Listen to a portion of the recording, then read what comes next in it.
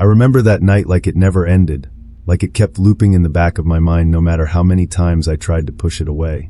The air in the Appalachian Mountains gets strangely still after sunset, the kind of stillness that makes you hear your own breathing too clearly. I was hiking with my cousin Ethan, trying to finish a trail before the weather turned bad. We weren't lost, not yet, but the sky had already sunk into that deep blue where you can't tell what's shadow and what's shape. Every step felt louder than it should have been, echoing off the trees in a way that made both of us slow down without even talking about it. We'd passed an old marker about half a mile back, one of those wooden signs with carved numbers that looked like someone had tried to scratch them out. Ethan joked that maybe the locals didn't want outsiders wandering too far. I laughed, but the sound came out flat, like my throat didn't want to follow through. There was something about the woods that night, something tight, almost watchful. I kept feeling like someone was walking a few steps behind us. Not close, just close enough to keep pace. The trail felt wrong too. I'd walked that path before years ago, and it used to open up to a view of the valley. But this time, it just kept curving deeper into the trees. No clearing, no sound of water from the stream I knew should have been nearby. Ethan kept checking his phone, even though he knew there was no signal out there. He wasn't saying it out loud, but he felt it too, that weird pressure in the chest when your instincts start whispering that something's off. The woods weren't dangerous because of animals or the cold. It was the feeling that someone else was out there with us, matching our footsteps, staying quiet, waiting for something. And the worst part was realizing that, somewhere along the trail, that feeling had turned into certainty. Ethan kept glancing over his shoulder, and every time he did, I felt my stomach tighten a little more. He wasn't the type to get scared easily. He grew up hunting, spending days alone in the woods, but that night his confidence was slipping. He whispered, "Did you hear that?" more than once, even when the trees were perfectly still. I wanted to tell him he was imagining it, but I couldn't shake the feeling either. The soft crunch of leaves that didn't match our steps, the faint shift of weight somewhere behind us. At one point, Ethan stopped walking completely. He held up his hand like he heard something important, but his eyes weren't focused on anything. They were darting, tracking empty space. "Someone's out there," he said quietly, not as a joke or a guess, like he already knew. When I asked where, he didn't answer. He just started walking again, faster, almost too fast for the uneven trail. The deeper we went, the stranger it felt. There were marks on the trees, thin, sharp scratches that didn't look like they came from an animal. Some of the bark was peeled off in long strips, the edges too clean. I asked Ethan if he'd seen those before, and he shrugged it off, but he didn't look at them directly. Instead, he kept his eyes on the path like he was trying not to see anything else. Then it got worse. We reached an area where the trail should have split left toward the old fire tower, but there was no split at all. Just more trees, packed tightly together, the undergrowth untouched like no one had walked through in years. But someone had. There were fresh footprints in the mud, heavy, deep, not ours. They appeared from the woods on the right and merged onto the trail behind us, like whoever made them had been trailing just out of sight. I felt my chest start to ache with each breath. Ethan crouched down to look at the prints. He didn't say a word, but the look on his face told me enough. He recognized something about them. Maybe the size, maybe the shape, maybe the way the heel dug in like the person had been leaning forward, almost running. He stood up quickly and said we needed to keep moving. He didn't look at me when he said it. As we kept walking, I noticed his behavior getting stranger. He kept touching his pocket, checking something inside. Once, he even stepped off the trail and stood between the trees, staring into the darkness like he thought he saw someone there. When I asked what he was doing, he just said, "Nothing," and came back, forcing a smile that didn't match his shaking hands. The silence between us grew heavier. It felt like the woods were closing in, the shadows pressing closer with every step. Something was building, not loud, not sudden, but slow and steady like a rope pulling tighter around us. And the worst part was realizing Ethan wasn't telling me everything. The trail finally opened into a small clearing, barely wide enough for the two of us to stand without brushing against branches. The moonlight slipped through gaps in the trees, pale and cold, just enough to show how tense Ethan had become. His breathing was sharp, almost shaky. I asked him again what was going on, and this time he didn't pretend to smile. He just said, "We're not alone," in a way that made my skin buzz. Before I could answer, a stick snapped somewhere behind us, loud, close, intentional. Ethan flinched hard. I turned around, but there was nothing. No movement, no shape, just the dark pressing in from all sides. My ears rang from how hard my heartbeat kicked up. I whispered his name, but he grabbed my arm and pulled me closer, his eyes fixed on the trees like he expected someone to step out. Then he said something that made my whole body go cold. He's been following me for weeks. Not us. Him. He said it fast, like he'd been holding it in. Someone had been leaving things at his house, rocks stacked on his porch, carved symbols on his mailbox, footprints outside his window. He didn't tell anyone because he thought he could handle it. He thought it was someone he knew. Someone who used to live in these mountains. Someone who didn't like people talking. Before I could process any of it, another sound hit from the left. This one heavier, like someone shifting their weight, testing the ground. Ethan stepped back, pushing me behind him. His hand went into his pocket again, and this time he pulled out a small folding knife. It looked tiny in his shaking hand. Woods exploded before either of us could move. Branches snapped. Leaves scattered. Something rushed toward us from the dark, fast enough that I couldn't see anything, just the blur of movement and Ethan shouting my name. I stumbled backward and hit the ground hard. The knife dropped from his hand. Someone grabbed him. I saw the outline of a figure, bigger than both of us, pulling Ethan into the trees while he kicked and clawed at the ground. His scream cut off so fast it felt like the whole forest went silent with it. And in that sudden quiet, I realized the person Ethan feared wasn't just real. They were standing between us, hidden by the dark, and I was completely alone. For a few seconds, I couldn't move. My hands were shaking so badly, I couldn't push myself off the ground. The trees were dead silent again, like whatever had dragged Ethan away had taken all the sound with it. I kept expecting to hear him call out, or hear footsteps, or anything at all, but there was nothing. Just the cold air and the taste of dirt in my mouth. I forced myself up and stumbled toward the edge of the clearing, but the darkness swallowed everything. I couldn't see a path, couldn't see footprints, couldn't even hear breathing. It was like the woods had closed around him, hiding him on purpose. My chest felt tight, like I couldn't get a full breath in. The guilt hit me fast and hard. I'd let him walk ahead, I'd ignored the signs, I'd let him keep secrets because I didn't want to push him. Now he was gone, and I didn't even know in which direction. Panic took over. I turned and ran, not caring if I was following the trail or crashing straight through brush. Branches tore at my arms, rocks slid out from under my feet. Every time I slowed down, I imagined someone right behind me, reaching out through the dark, so I kept going until my legs burned and my lungs stung. Eventually, I saw the faint outline of the trail marker we'd passed earlier. Those scratched numbers I suddenly wished I'd paid more attention to. I didn't stop running until I reached the ranger station at the base of the mountain. When I tried to explain what happened, the words came out broken. They sent people up there, but by morning they found nothing. No footprints. No signs of a struggle. No Ethan. Just an empty clearing and a silence that felt exactly like the one right before he disappeared. I still replay that night more than I want to admit. Not the moment Ethan was taken. I can't remember that clearly anymore. It's everything before it. The way he kept looking over his shoulder. The way he checked his pocket like he knew something was coming for him. The way he wouldn't meet my eyes when he said we weren't alone. Those were the signs, and I ignored every single one of them because I didn't want to believe anything was wrong. I keep thinking that maybe if I'd asked harder questions, or forced us to turn around earlier, he'd still be here. The police treated it like he wandered off and got lost, even though they never said it out loud. People don't vanish like that, not in one blink, not without leaving something behind. But I learned fast that nobody wants to talk about the mountains the way we experience them. Nobody wants to admit that someone could live out there, watching hikers for weeks, waiting for the one person they had a reason to hurt. Sometimes I wonder why they didn't take me too. I was right there. I fell. I froze. I was the easier one to grab. But whoever it was, they walked right past me. It felt intentional, like they didn't see me as part of whatever was going on between them and Ethan. That thought stays with me more than anything else, that I was spared, not saved. I still don't go near the Appalachians. I don't even like standing near tree lines at night. Every time I hear a branch snap or feel the woods go quiet, my mind goes back to that clearing. And the worst part is knowing that somewhere out there, someone knows exactly what happened. They just never had a reason to tell me why.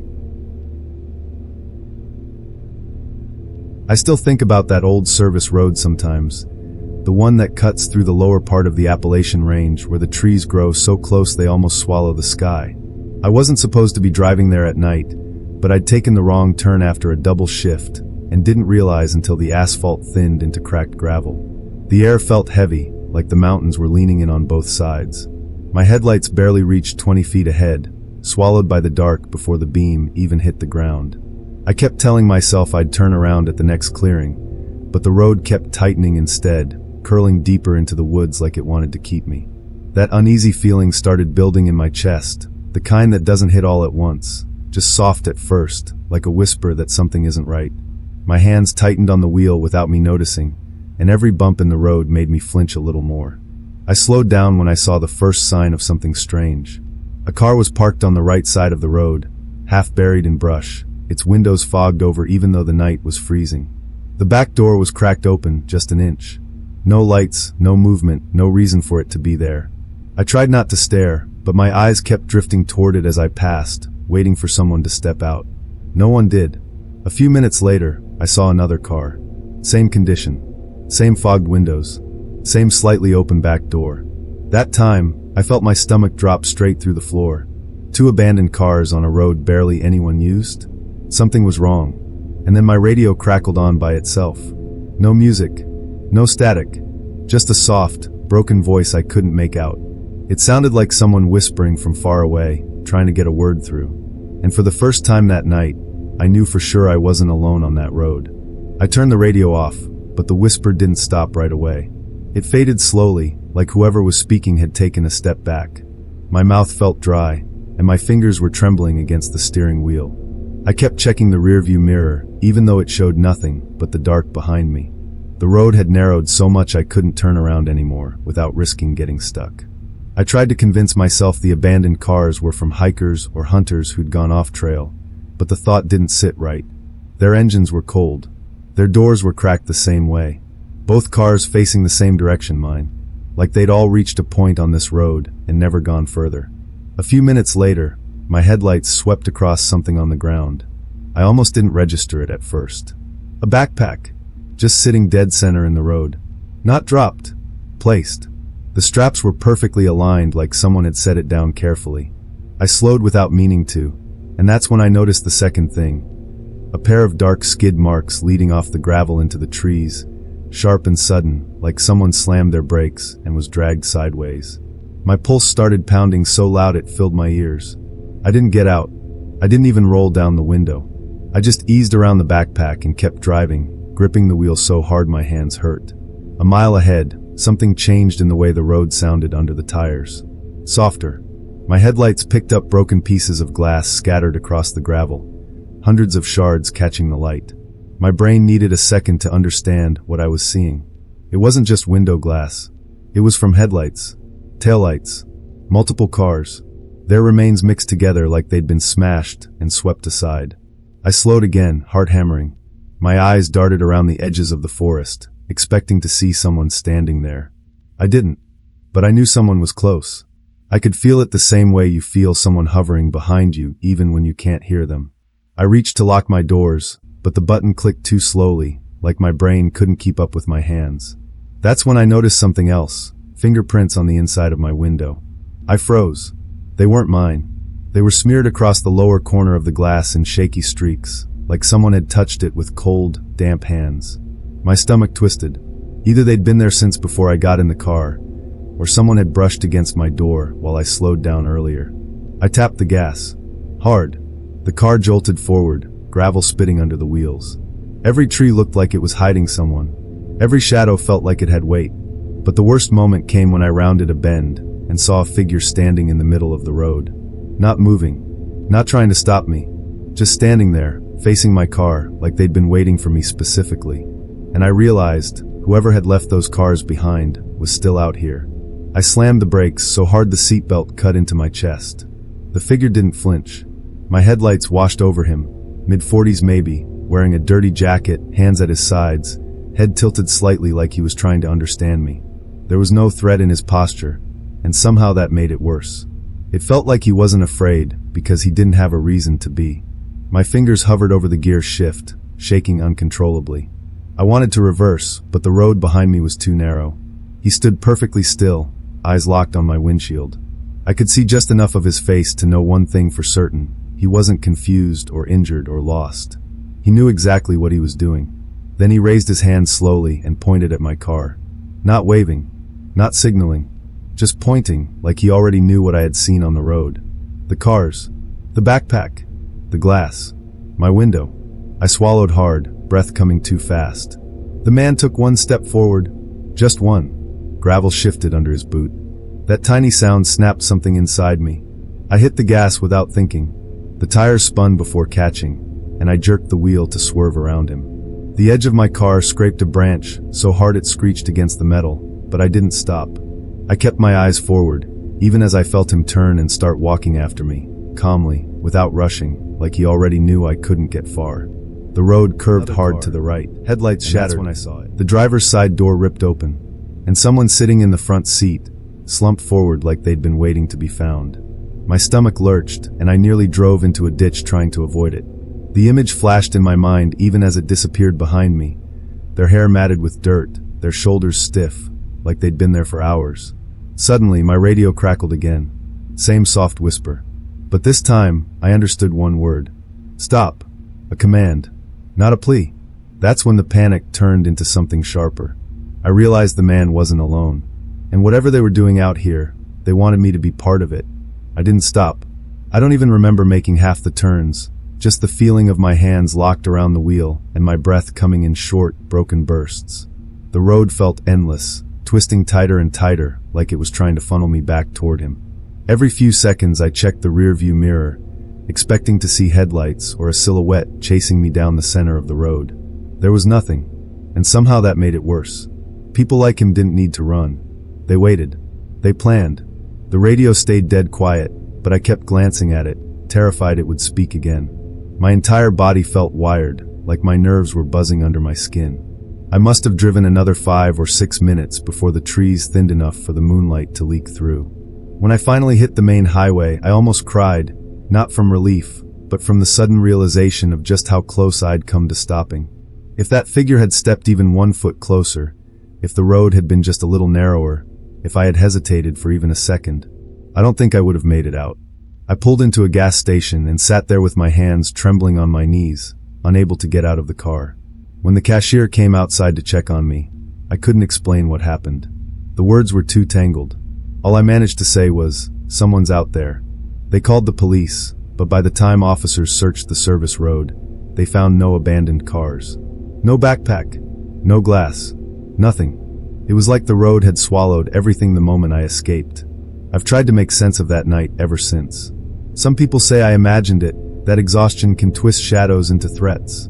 But exhaustion doesn't leave fingerprints on the inside of your window. It doesn't place a backpack in the road with straps perfectly aligned. It doesn't whisper through a dead radio or stand in the middle of a mountain pass waiting for the next car to show up. For weeks afterward, I kept checking the news, expecting to hear about another disappearance on that same service road. Nothing ever came out. Not officially anyway. But certain locals stopped talking when I asked about it. One older guy at a diner told me, without looking up from his plate, "Some roads ain't meant for strangers." Then he changed the subject like he hadn't said anything at all. Sometimes late at night, I replay the moment the man pointed at my car. It wasn't a threat. It wasn't even a warning. It felt like he was marking me, like he'd already decided something about me the second I drove past those first 2 abandoned cars. And here's the part that keeps me up most nights. I don't think he wanted to kill me. If he had, he could have stopped me easily. The road was narrow. My car was slow. He was calm. Too calm. It felt like he was testing me, seeing what I would do, how fast I would run, how far. And I can't shake the thought that maybe I wasn't supposed to escape. Maybe I was meant to end up like the others. Maybe I just ruined whatever they had planned. And I worry, truly, that one night on some quiet road, they'll decide to finish what they started. I remember stepping off the trail and seeing the cabin for the first time. It was tucked into a hollow in the Appalachians, half hidden by overgrown pines and moss-covered rocks, like it had grown out of the forest itself. I hadn't planned on stopping. I'd been hiking for hours, trying to reach a friend's camp before dark, but my legs were stiff, and the air was colder than I expected. The kind of cold that settles into your bones and makes you notice every sound. At first, it seemed abandoned. The porch boards were warped and creaking, the windows streaked with dirt, and smoke curled faintly from a rusted chimney. But the moment I stepped closer, I noticed signs someone had been there recently. A pair of boots by the door, scuffed and wet, A kettle half filled with water, rimmed with grime but warm. A coat hung over a chair, and it wasn't covered in dust like the rest of the cabin. I froze. Whoever had been here was gone, but they'd left behind traces like breadcrumbs just for me. The hairs on my arms stood up, and I couldn't shake the feeling that I was being watched, even though the forest around me was perfectly still. I set my pack down on the porch and called out softly, just my name, hoping someone would answer. Nothing. No wind, no echo, just the faint dripping of water from the roof. Then I noticed something else, footprints in the soft mud around the cabin. Not mine, not animal, and fresh enough that someone had been there within the last hour. My stomach tightened. I should have turned and left, but something in me kept inching toward the door. And as I reached for the handle, I felt it, the unmistakable sense that someone was just behind me, hidden in the shadows, waiting to see what I would do next. The door creaked when I pushed it open, and the smell hit me immediately, damp wood, cold ash, and something faintly metallic that made my stomach twist. The inside of the cabin was small, just one room with a cot, a table, and a wood stove that hadn't been lit in months, or at least it seemed that way. But the footprints weren't just outside. They led straight to the hearth, pressed into the thin layer of dust covering the floor. I froze in the middle of the room, listening. Nothing moved, but I felt it again, eyes on me just beyond the cabin walls. I tried to tell myself it was the forest, the natural hush of the mountains playing tricks on my mind, but my gut screamed otherwise. I stepped toward the table and noticed more signs, a notebook, open to a page with messy handwriting I couldn't make out from a distance, and a small knife laid neatly on the edge. Whoever had been here hadn't left in a hurry. They'd planned to return. Maybe they were still nearby. I turned back toward the door, and that's when I saw it, a shadow moving across the edge of the porch outside. Not just the trees swaying, something deliberate, quick. My heart jumped, and I stumbled backward. The door slammed shut behind me with no wind, no one there. I pressed myself against the wall, trying to listen, my mind racing. Every noise outside, the brush snapping, the distant rush of a stream, the creak of a branch, felt like it was directed at me.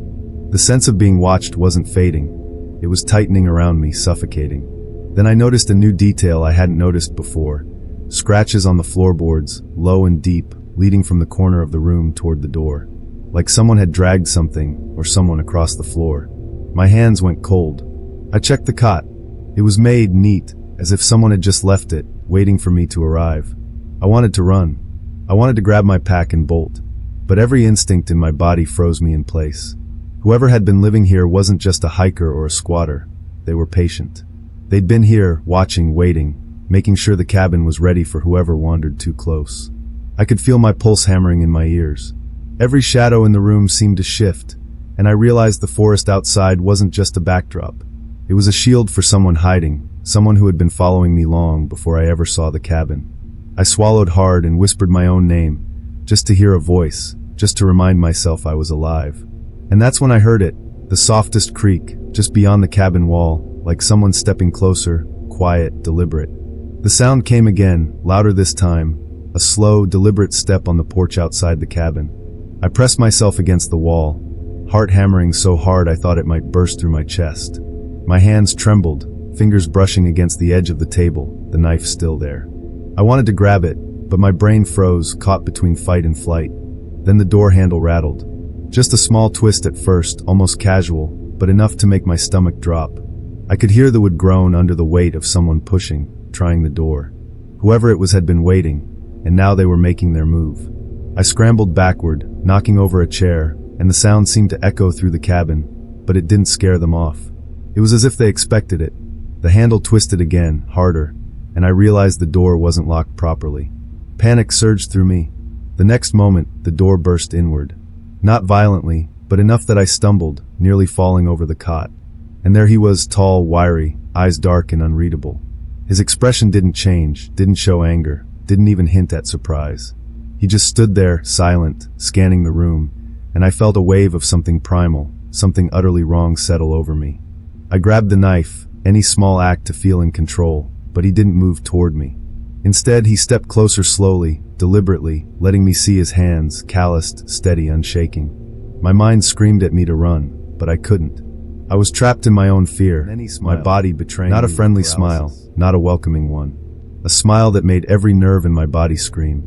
He didn't say a word, didn't gesture. He just smiled, like he had been expecting me all along, like he had all the time in the world to watch and wait. I realized in that moment that whatever he wanted, it didn't matter if I fought. I wasn't in control anymore. The forest, the cabin, even my own instincts, they all belonged to him. And for the first time, I understood. I wasn't meant to leave this place the same way I came. I stumbled backward, tripping over the edge of the cot, and fell hard onto the floor. The knife clattered across the boards, and for a moment, I thought maybe he'd reach for it, but he didn't. He just stood there watching, silent, unmoving. Every instinct in me screamed to run, but I couldn't see a way out. The windows were too high to reach, the door too narrow, and I could feel his presence like a weight pressing down from all sides. I scrambled to my feet and bolted for the door anyway, throwing it open and darting into the trees without thinking. My legs tore through the underbrush, branches whipping my face, roots snagging my boots.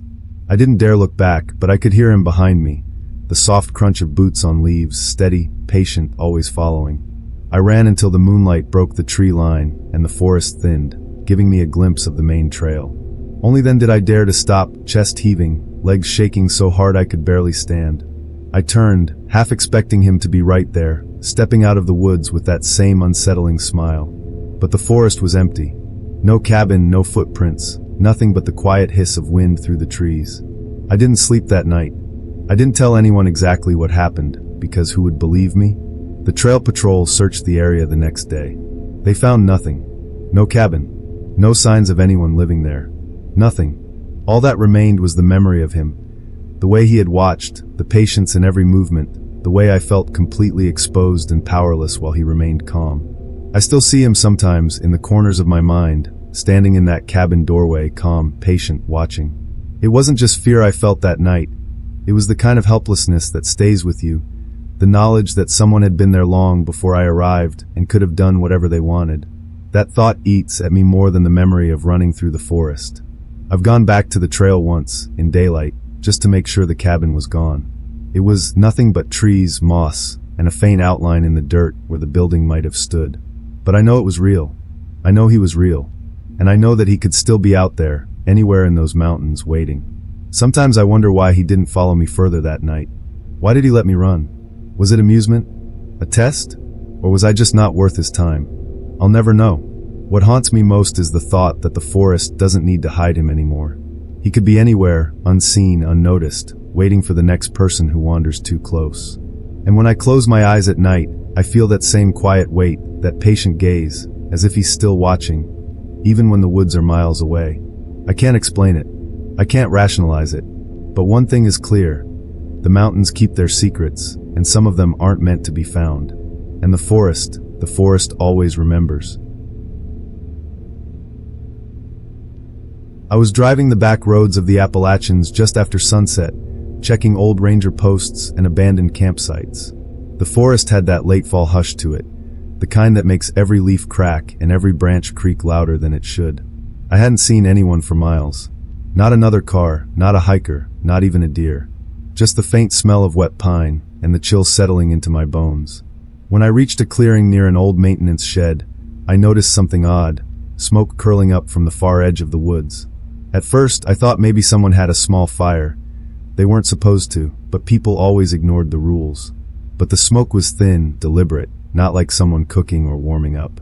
It moved slowly, curling almost too carefully, like whoever was making it wanted it to be noticed by anyone nearby. I parked my truck and started walking toward it, boots crunching against frost-hardened leaves. The closer I got, the more I realized this wasn't just a campfire. There were signs of a long-term setup, a tarp strung between two trees, a small stack of firewood, and what looked like a carefully cleared area for sleeping. Then I noticed something else, a footprint, fresh and heavy, pressed into the damp earth, leading from the fire toward the deeper woods. My gut tightened. Whoever had been here had been moving around recently. And the deeper I stepped into the clearing, the more I felt it. Eyes on me. Not a fleeting glance, not a shadow that could be explained. Something was watching me, and it had been waiting. I took a step back, heart thudding, but the rustle of leaves behind me froze me in place. I wasn't alone out here, and whatever was in those woods had no intention of letting me leave without noticing. I crouched behind a fallen log, trying to make sense of what I was seeing. The makeshift camp looked almost domestic. Blankets folded neatly, scraps of food arranged on a flat rock, a a small collection of bottles and cans stacked by the tarp. Whoever was living here hadn't left in a hurry. They were organized, careful, and deliberate. I took a slow step forward, trying not to snap a twig under my boot. That's when I heard it, the faintest sound of movement, soft but unmistakable, just past the tree line. Not an animal. Something bigger, moving with purpose. My pulse spiked. I whispered to myself, ranger instincts stay calm. But calm felt impossible. I scanned the area, looking for any sign of a person. Then I saw it, a shadow slipping between the trees, barely visible, watching me. I ducked instinctively, my stomach twisting. Whoever it was wasn't hiding by accident. They were studying me. They knew I was here, and they were waiting to see what I'd do next. I tried calling out, but my voice caught in my throat. Every step I took toward the tarp, every slight rustle of leaves beneath my boots, felt like it was being measured, counted.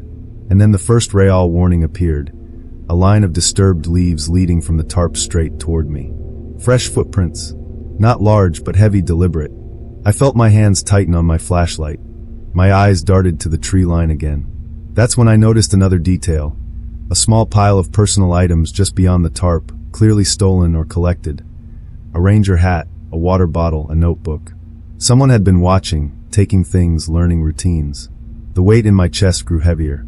Whoever was out here had been patient, waiting for the right moment. And now I was in the clearing, exposed, caught in their trap. Every instinct screamed at me to retreat, but the woods had other plans. The further I stepped back, the more I felt the presence closing in from all sides. Then I heard a voice. Soft. Close. Calm. You shouldn't be here. It wasn't shouted, not aggressive, not angry.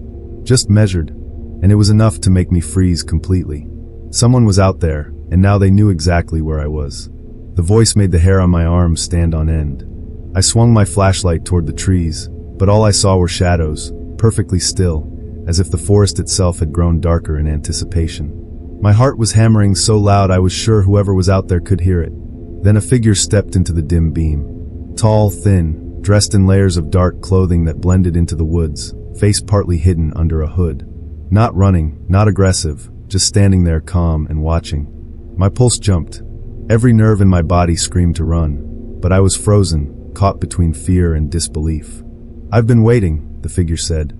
The voice was soft, almost gentle, but it carried a weight that made the hair on my neck stand straight.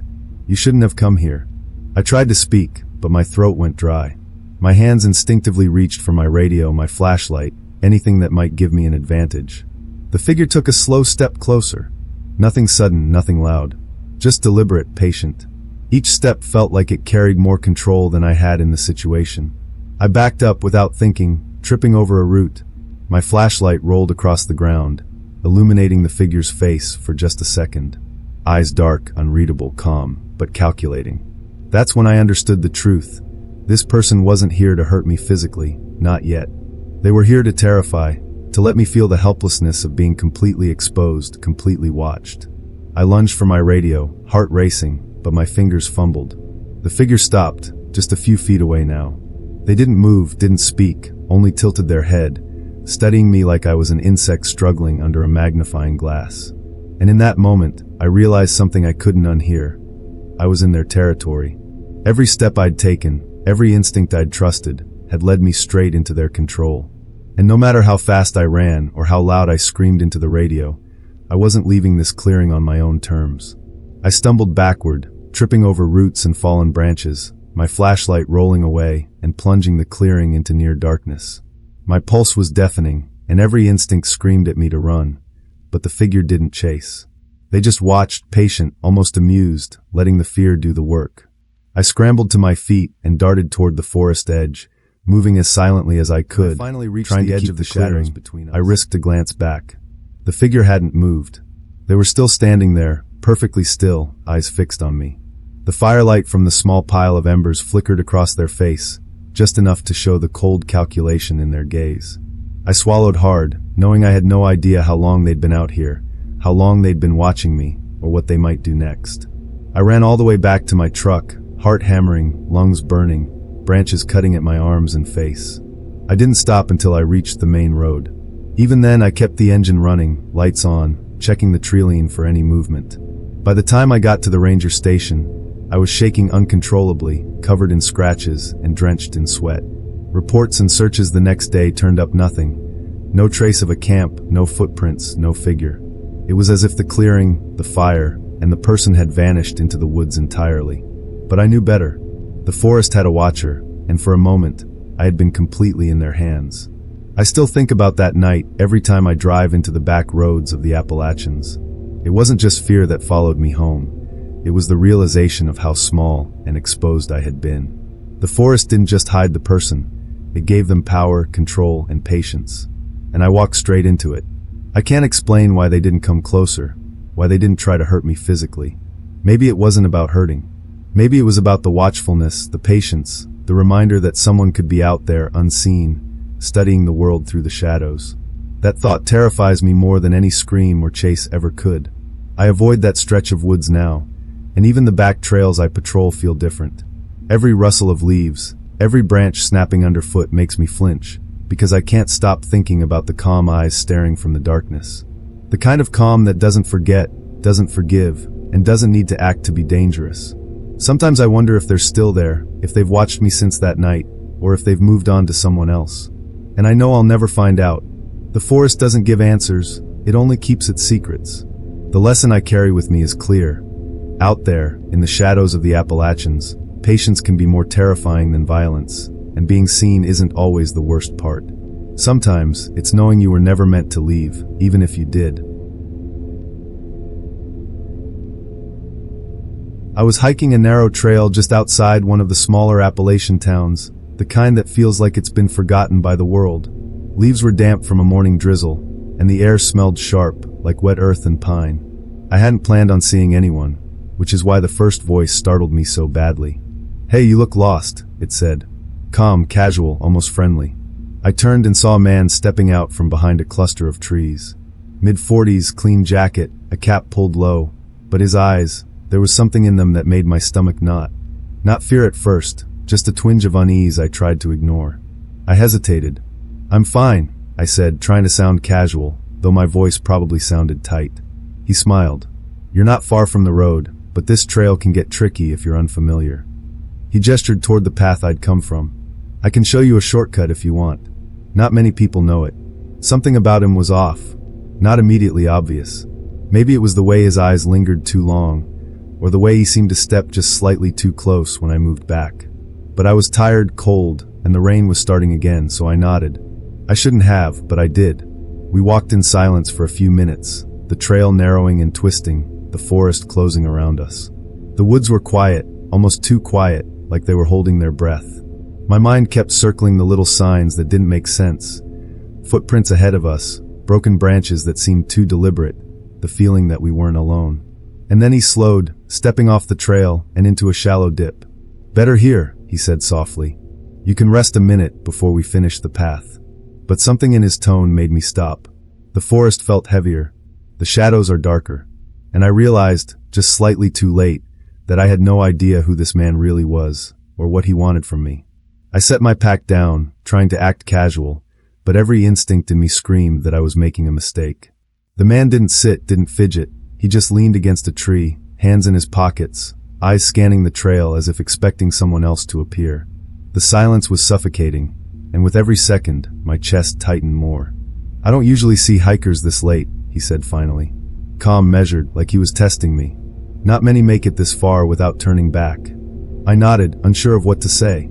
My fingers itched to grab my water bottle, something, anything, that could make me feel safer. He stepped closer, just a little, but close enough that I felt the heat from his jacket. That's when I noticed the little things I'd ignored earlier. The way the trail around him looked disturbed. Broken twigs that weren't accidental. Footprints that didn't match mine or his, faint but definitely human, leading off the main path.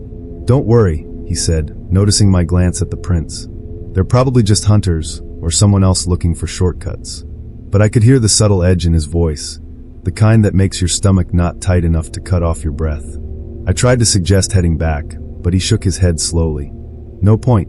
You'll just get turned around. It's better if we stick together for a bit." And then the first Real warning appeared. I saw a small pile of belongings tucked under a low branch a few feet from the trail. Things I recognized immediately. A water bottle I'd left in my pack, a scarf I'd forgotten I even wore that morning. Someone had been following me long before this man appeared. Panic rose in my chest.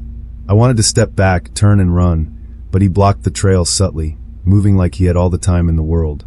Every movement of his body, every calm glance, made it clear he had been waiting for this moment, studying me, tracking me, knowing exactly how I'd respond.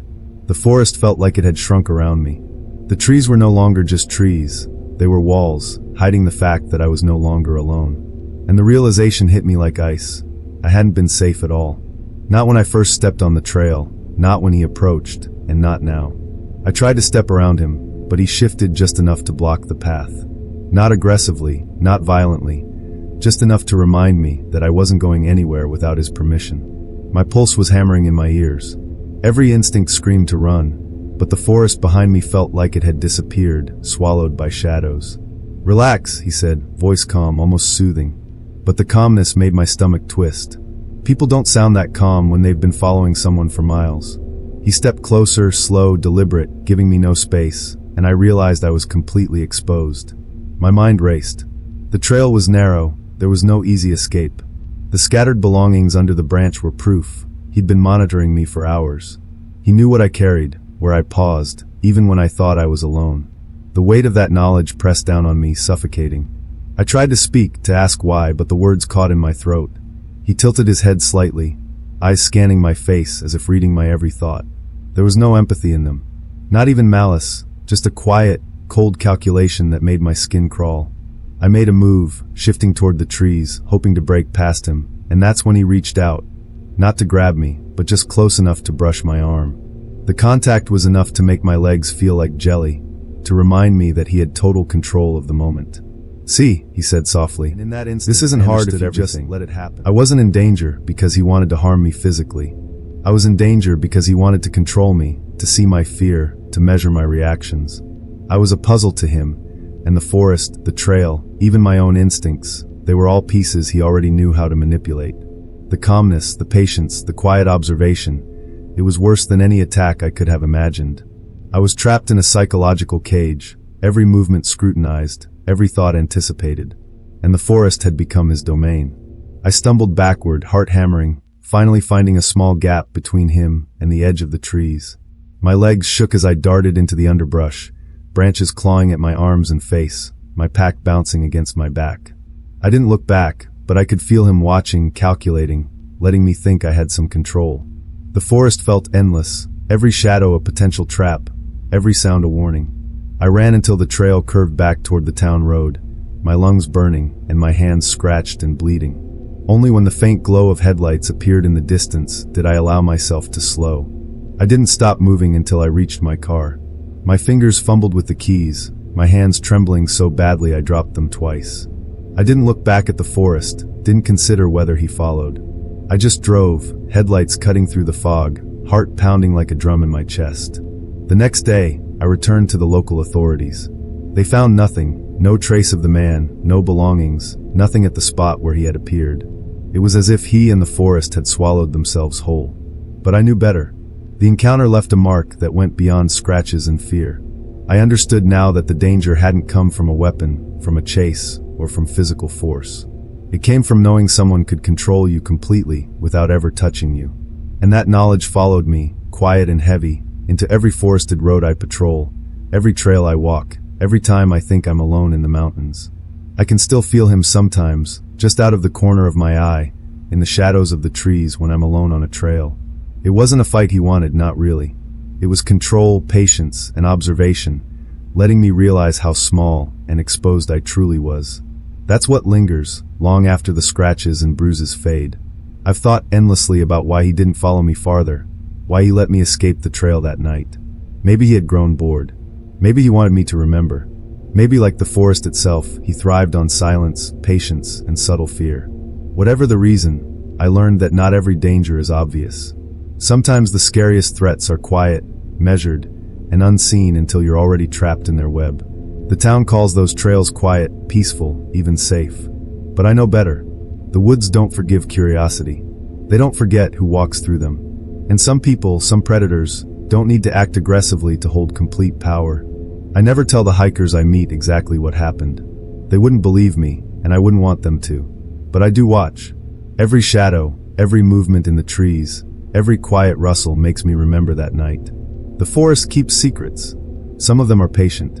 Some of them are still out there. And sometimes, if you're unlucky, you stumble right into one of them. I remember the smell first. Smoke and damp wood, sharp and lingering, even before I saw the cabin. I had been hiking all day, trying to find a spot for a quick overnight camp in the Appalachians, and the sun had dipped behind the peaks. The forest was quiet, too quiet, like it was holding its breath. That's when I saw the cabin. It wasn't far from the trail, tucked into a hollow, half hidden by thick trees. At first, I thought it was abandoned. The windows were dark, the wood weathered and cracked. But there were signs someone had been there recently. Footprints in the soft mud leading up to the porch, a pile of chopped firewood stacked neatly, a kettle on a stone beside the door. I hesitated, heart pounding. Part of me wanted to turn back, but I was tired, wet from a late afternoon drizzle, and the thought of camping under the open sky alone in the cold made me shiver. So I stepped closer, boots crunching softly on the leaves. As I approached, I felt it, the subtle weight of eyes on me. Not a fleeting glance, not the instinctive feeling you get from the wind. Real eyes watching, calculating. I froze. There was no one in sight, but I could feel them, just beyond the shadows of the trees. I set my pack down on the porch and called out softly. Nothing. Just the quiet drip of water from the roof, the faint rustle of leaves. Then I noticed something even more unsettling. A small bundle near the doorway. A blanket, folded neatly, and next to it, a pair of worn boots. Someone had been here. And somehow, I knew they weren't gone. I stepped inside the cabin, boots scraping against the old wooden floor, and the smell of smoke and dampness intensified. The place was small, just a single room with a cot pushed into the corner, a table with a few scratched-up utensils, and the faint, lingering warmth of a fire that hadn't burned in hours, or so I thought.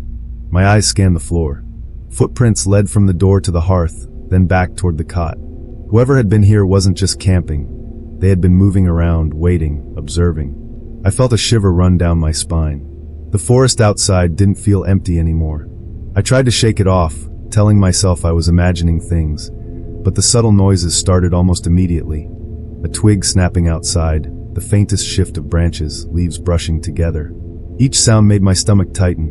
Whoever was out there knew I was here. Then I noticed the small signs I had missed before. A note tucked under a rock by the table, with jagged handwriting I couldn't read in the dim light. A pile of canned food stacked perfectly along the wall, and a knife laid across the cot, clean and polished, not for cooking. I backed away slowly, heart hammering, and that's when I heard it. A soft cough, just outside the cabin, deliberate, close enough that I knew it wasn't the wind. My body froze.